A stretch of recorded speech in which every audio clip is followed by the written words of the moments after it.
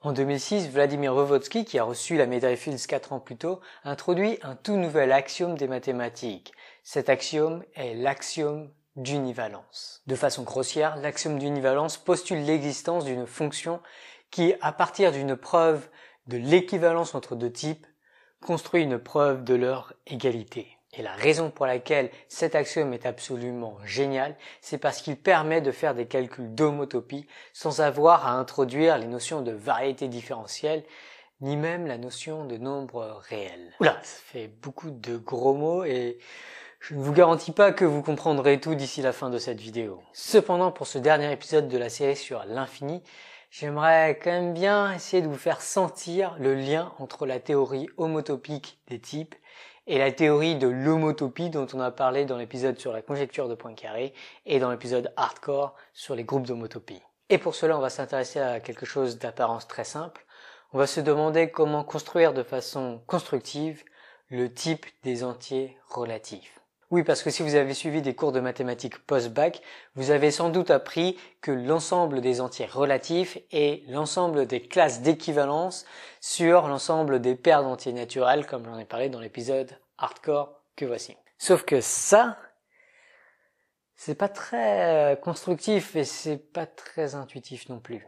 Mais du coup, quelle est la bonne intuition des entiers relatifs et comment peut-on la formaliser? Eh bien, je sais pas pour vous, mais un truc qui m'a beaucoup aidé quand j'étais gamin pour visualiser ces entiers relatifs, c'est l'analogie de l'ascenseur. Par exemple, l'entier relatif -1, c'est ce que l'on obtient lorsque l'on rentre dans l'ascenseur au rez-de-chaussée, à l'étage 0, et que l'on descend d'un étage. Eh bien, plus généralement, j'aime penser qu'un nombre entier relatif, c'est ce que l'on obtient lorsque l'on rentre dans un ascenseur au rez-de-chaussée, et que l'on monte ou que l'on descend d'un certain nombre d'étages. Du coup, on va définir le type Z ascenseur des entiers relatifs comme étant un type avec 3 constructeurs. Tout d'abord, il y a le constructeur de l'étage 0. Ensuite, comme pour les entiers naturels, on peut monter vers le haut avec un constructeur que je vais noter flèche vers le haut. Flèche vers le haut est donc une fonction qui, à partir d'un entier relatif, construit un autre entier relatif intuitivement au-dessus. Enfin, dans un ascenseur, on peut aussi descendre, ce qui correspond à un constructeur flèche vers le bas. Super, on peut maintenant accéder à tous les étages. Sauf que... Vous voyez le problème ? Le problème survient lorsque l'on monte d'un étage puis on descend. Normalement, on devrait revenir au même étage. Autrement dit, la flèche vers le haut suivie de flèche vers le bas devrait revenir à ne rien faire. Et de même, vers le bas puis vers le haut devrait revenir à ne rien faire. Sauf qu'a priori, jusque-là, rien de ce que l'on a défini ne permet de prouver que c'est bien le cas pour notre type Z ascenseur des entiers relatifs. Eh bien, ce qui est vraiment trop cool en théorie homotopique des types, c'est qu'on peut s'autoriser à introduire nos propres égalités entre des éléments du type Z ascenseur que l'on définit. Du coup, on va introduire des constructeurs d'égalité qui vont nous permettre de construire des preuves d'égalité de la forme O bas appliqué à n est égal à n pour tout n de Z ascenseur. Autrement dit, on a une fonction id O bas qui, pour tout n dans Z, donne une preuve de O bas n est égal à n. Et de même, on a une fonction id bas O qui est une fonction qui à tout n appartenant à Z ascenseur donne une preuve que bas O de n est égal à n. On peut maintenant prouver l'égalité entre O bas O appliqué à 0 et O appliqué à 0. Alors, très clairement, il ne s'agira pas d'une égalité définitionnelle, puisque par définition, ces objets sont construits différemment. Cependant, on peut en prouver l'égalité propositionnelle. En fait, si vous y réfléchissez, il y a même deux manières de se faire. Soit on élimine les deux premières flèches à l'aide de la preuve id de O bas appliqué à O de 0, soit on élimine les deux dernières flèches à l'aide notamment de la preuve id de bas O appliqué à 0. On a là en fait deux preuves différentes du fait que O bas O appliqué à 0 est égal à O appliqué à 0. Pour comprendre ce qui se passe, on peut faire un dessin. On va représenter chaque construction par un point. Donc par exemple, O de 0 est un point et O bas O de 0 est un autre point. Maintenant, une égalité qui nous dit que O bas O appliqué à 0 est égal à O de 0 correspond à une flèche qui va de O bas O de 0 vers O de 0. Et comme on avait deux preuves différentes, on va avoir deux flèches différentes qui vont aller de O bas O de 0 à O de 0. En utilisant maintenant les propriétés de l'égalité propositionnelle en théorie des types, on va pouvoir inverser une des deux flèches, puis concaténer les deux flèches, de sorte à obtenir une boucle qui va de O de 0 vers O de 0. Et on a envie de dire que cette boucle de O de 0 vers O de 0 n'est pas la boucle triviale qui correspondrait à rester sur O de 0. Bien, ce qui est fascinant, c'est que cette notion est très semblable à la notion de boucle non contractile en théorie de l'homotopie dont j'avais parlé dans cet épisode hardcore.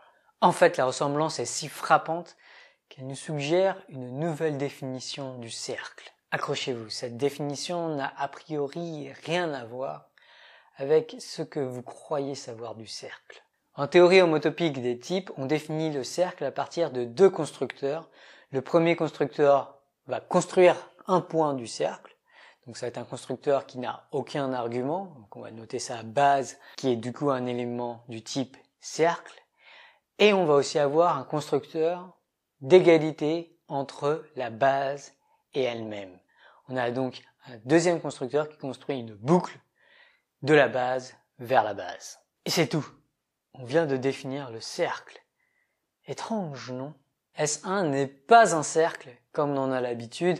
Ce n'est pas un cercle géométrique, il n'y a pas de notion de distance, et il n'a qu'un seul point. S1 est en fait un cercle homotopique et non pas géométrique, dans la mesure où ce qui va nous intéresser par rapport à S1, ce sont les homotopies, c'est-à-dire ces histoires de boucles. Et ça peut paraître bizarre, mais la recherche moderne en géométrie cherche quand même souvent à étudier les boucles indépendamment de la structure géométrique des variétés géométriques que l'on étudie. Et bien c'est justement ça qui est fou en théorie homotopique des types.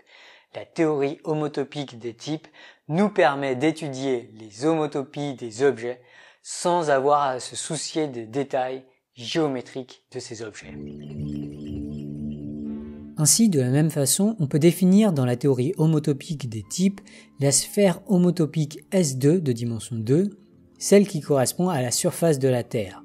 Là encore, la définition est étonnamment succincte. La sphère S2 a deux constructeurs. Le premier construit un élément base de S2. Rappelons que l'on a alors une preuve triviale qui en découle, qui est la preuve réflexion de base prouve que base est égale à base.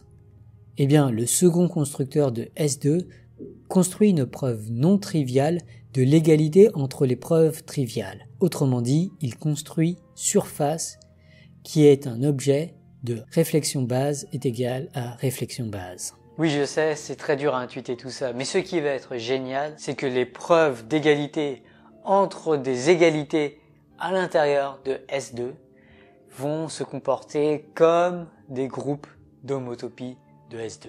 Pour mieux comprendre tout ça, revenons-en au cercle. Intuitivement, on a envie de dire que l'ensemble des boucles qui vont de la base du cercle à lui-même vont être des boucles qui correspondent soit à ne rien faire, soit à effectuer la boucle qui nous est donnée par le constructeur boucle, soit à effectuer cette boucle 2 fois, soit à effectuer cette boucle 3 fois, 4 fois, ainsi de suite, voire même à aller faire la boucle dans l'autre sens, donc moins une fois, ou moins 2 fois, ou moins 3 fois, et ainsi de suite. Intuitivement donc, ce qui va caractériser une boucle du cercle va être l'exposant qui va être associé au nombre de fois que la boucle est parcourue. Intuitivement donc, l'ensemble des boucles du cercle va être isomorphe à l'ensemble des entiers relatifs Z.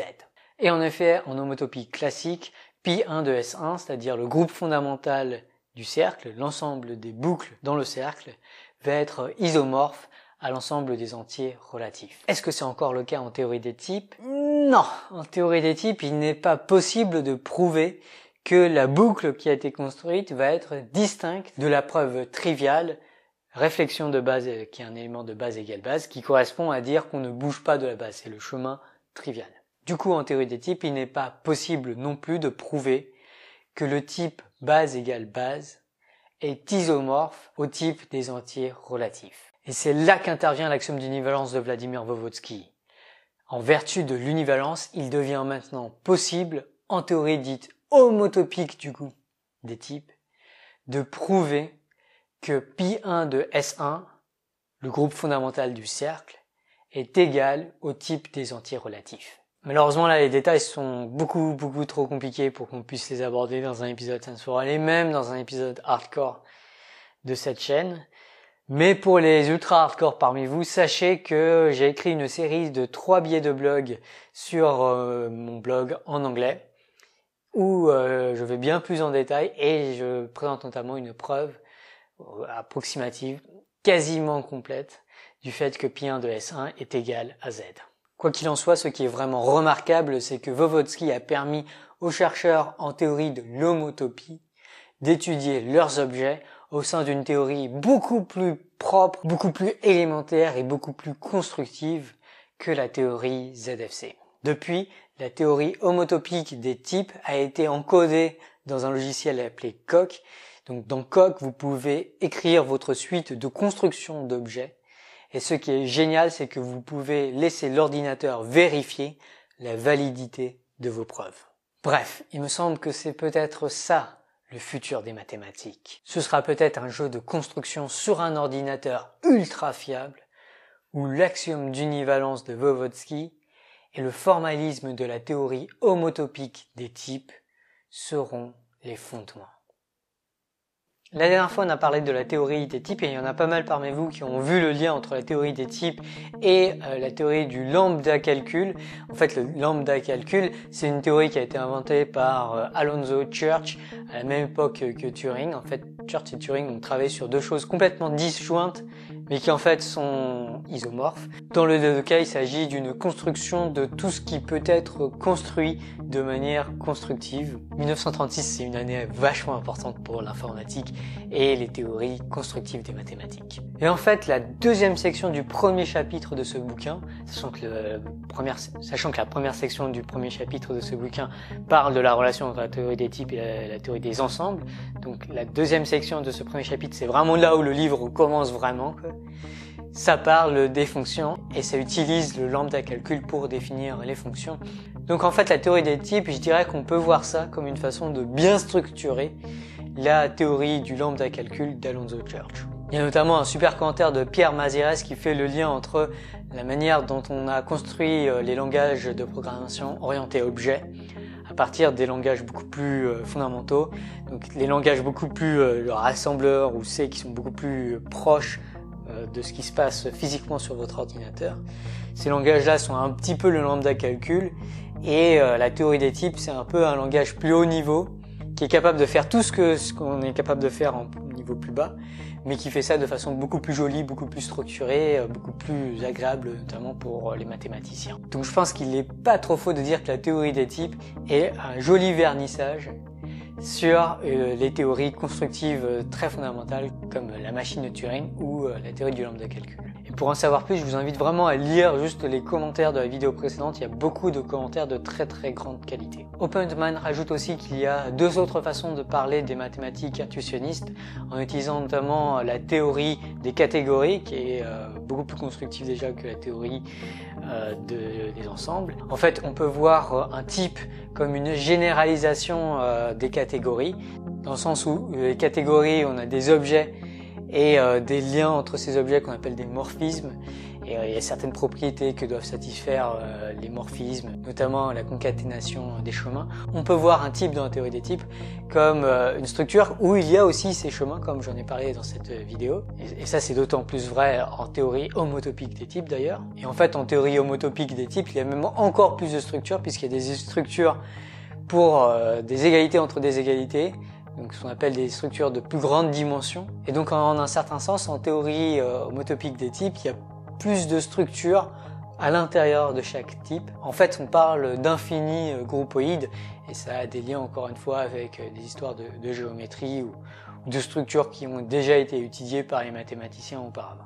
Stéphane Leroux, enfin, nous fait l'objection que la mécanique quantique, a priori, est aléatoire. Elle a quelque chose de très aléatoire, notamment dans l'effondrement de la fonction d'onde, alors que les machines de Turing ont quelque chose de très déterministe. Du coup, il semblerait que notre univers n'est pas une machine de Turing ou n'est pas simulable par une machine de Turing. Alors, il y a beaucoup d'objections possibles, en fait, à tout cela. Le diable est dans les détails. La première, la plus simple, à mon sens, c'est tout simplement de dire que la mécanique quantique n'est qu'un modèle de notre univers, et en particulier l'aspect aléatoire de la mécanique quantique. A priori, bon, ça a l'air d'être assez solide, mais c'est pas encore complètement garanti. Notamment, il y a encore des théories de variables cachées non locales qui pourraient rétablir le déterminisme de la théorie. Il y a notamment la théorie bohmienne qui en parle, et je vous invite à aller voir cette vidéo de Looking Glass Universe ou cette vidéo de PBS Spacetime pour en savoir plus à ce sujet. Une autre façon d'objecter à cela, c'est de considérer des machines de Turing un petit peu différentes, par exemple des machines de Turing qui à chaque instant du temps prennent une variable aléatoire et pour faire un calcul, et du coup elles ont un calcul markovien aléatoire. Markovien, ça veut dire aléatoire, mais qui prend quand même en compte l'instant présent pour pouvoir déterminer le futur. Ou encore, on pourrait modifier un petit peu le concept de machine de Turing et parler par exemple de machine de Turing quantique. Bref, tout ça pour dire que c'est vraiment pas évident de savoir si l'univers est une machine de Turing, mais je ne rejetterai pas si vite que ça l'hypothèse selon laquelle notre univers peut être simulé par une machine de Turing. Il s'agit d'une hypothèse réfutable d'ailleurs. Si vous arrivez à résoudre le problème de l'arrêt avec une certaine machine physique que vous pouvez construire, alors on saura que la thèse de Church-Turing est fausse. Et là, je vous conseille des vidéos de Scott Aronson, qui est un des grands experts du domaine et qui parle très très bien de cette question. Hey, j'espère que vous avez aimé cette vidéo. Alors, c'est pas tout à fait fini sur l'infini, puisque je vous prépare un épisode hardcore pour jeudi sur la théorie des types. Notamment, j'ai envie de vous parler de l'égalité propositionnelle en théorie des types, qui est vraiment le concept difficile, important, fascinant, qui marche incroyablement bien, et là où beaucoup de mystères se cachent. Et puis la semaine prochaine, on va commencer une nouvelle série de vidéos. Je pense que ça va être vraiment cool, ce sera beaucoup plus grand public. Le thème de cette série, vous le découvrirez la semaine prochaine, mais bon, je pense qu'il y en a qui l'ont déjà deviné. Je dis ça. Je dis rien, si vous voulez savoir, lisez les commentaires de la vidéo précédente. Si vous avez aimé cet épisode, pensez à le liker, à le commenter, à le partager, pensez à vous abonner pour ne pas manquer les futurs épisodes. Merci aux tipeurs pour leur don et j'espère que je vous verrai la prochaine fois. There are actually some conferences where you can sort of submit an artifact, yeah, which is this formal proof, yeah, like this computer code which actually proves the theorem.